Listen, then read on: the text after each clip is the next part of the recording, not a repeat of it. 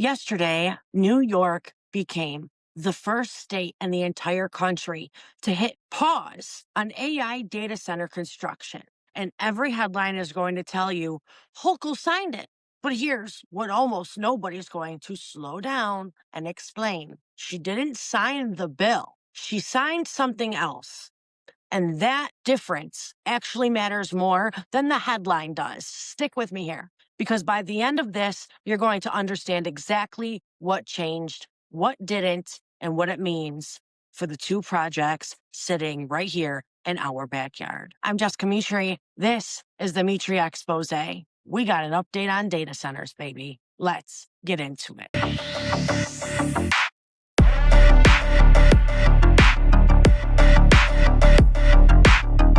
So, a quick recap for anyone just landing here in Niagara Falls.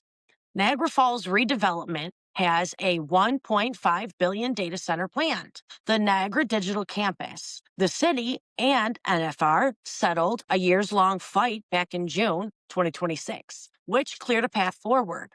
Over in the town of Tonawanda, there's a separate $2 billion project called Riverview, planned for the old Tonawanda Coke site, toxic Coke site. That one's been stalled since June, officially because of a backlog at the state's grid operator. And hundreds of residents packed a planning board meeting to fight it. If you don't have all of that, go watch my last video on the AI data centers. I go deep on both of those, and I'm not going to recover it here in this video.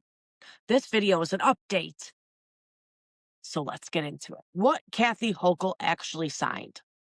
On Tuesday, in July 2026, in Brooklyn, Governor Hochul signed an executive order, not a law, an executive order. That's the nation's first statewide moratorium on hyperscale AI data centers, and it's set to last up to 1 year. Here's what it actually does. It freezes state environmental permits, specifically DEC permits, for any data center project pulling 50 megawatts or more immediately. While that freeze is in place, the state is supposed to build out what's called a generic environmental impact statement, basically a standardized review looking at energy demand, water use, and water quality and air quality. So every project gets measured the same way instead of state by state, case by case. There's more. Within 60 days, the state is supposed to put out guidance so local governments like towns like Tonawanda, cities like Niagara Falls, actually have a playbook for negotiating with these developers. Infrastructure money, childcare investment, direct financial support back to the community. And Hochul says she also wants to repeal the sales tax exemption these data centers currently get. Though that piece needs the legislature, she can't do that one alone. Now, here's the part I need you really sit with. What it does not do. The executive order is not the bill. Back in June, the state legislature passed its own thing, the Responsible Data Center Development Act. That bill sets the threshold at 20 megawatts, way lower and broader than the executive order's 50 megawatt line. And that bill is still waiting on Kathy Hochul's desk, unsigned. She has until the end of the year to sign it, veto it, or send it back with amendments. Assembly Speaker Carl Hastie came out and said he doesn't think the executive order means she's planning to veto the bill.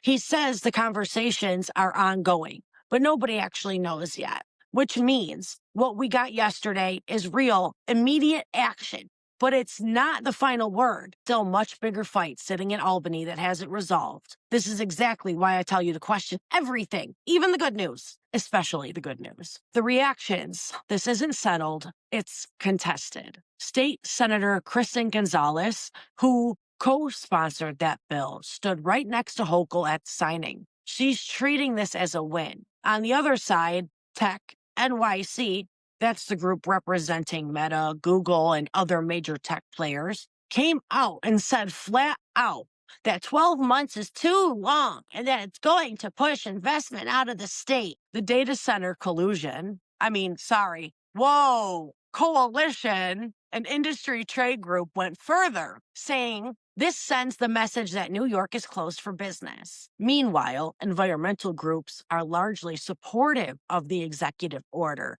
even while they're still pushing hard for that broader legislation bill to actually get signed. So don't let anyone tell you that this is settled. It is very much still being fought over in real time right now. Why this isn't just a Niagara Falls story. There's a data center project down in Genesee County, $19.4 billion, already facing serious community pushback.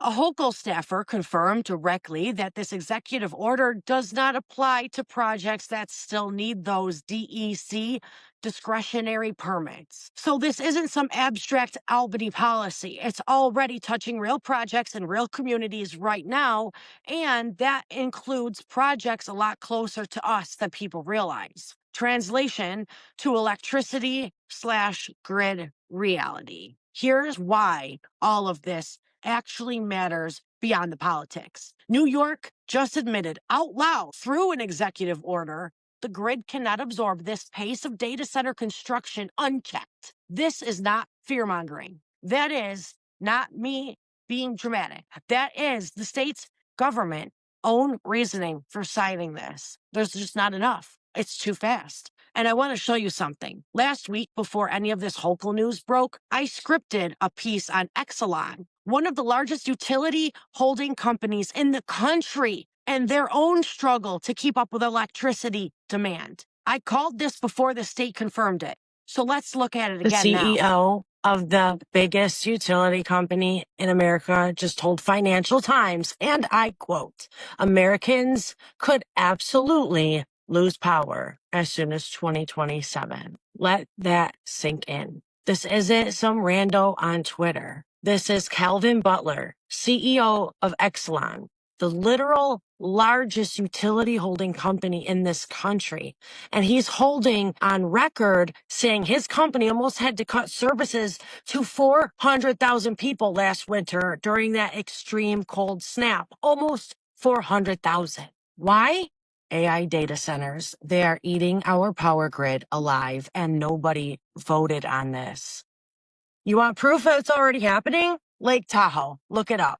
NV Energy just told 49,000 residents, real people, real homes, hey, we're done supplying you after May 2027. We need that capacity for the meta data centers and the Apple and Microsoft are building.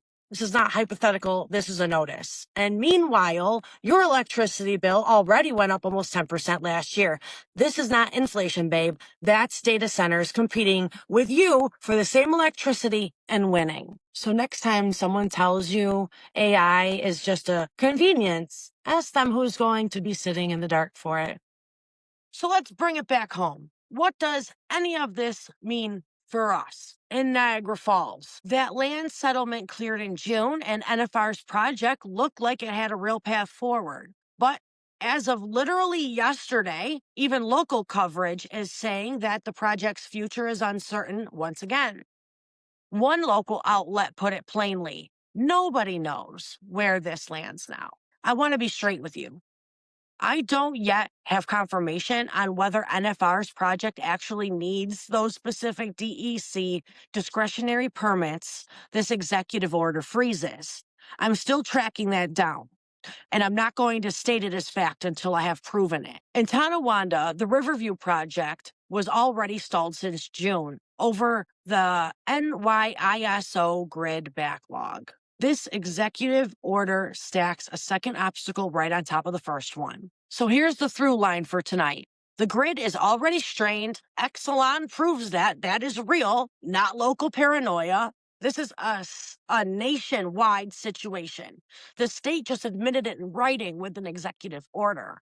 And now two massive projects sitting right here in our own backyard are caught in that uncertainty at the exact same time. I'm going to keep tracking this, the DEC permit for NFR, and whether Hochul actually signs that broader bill before the end of the year. Subscribe and ring that bell so you don't miss an update when it drops. Remember, data centers make us sick. I love you. Stay safe. and question everything. Until next time.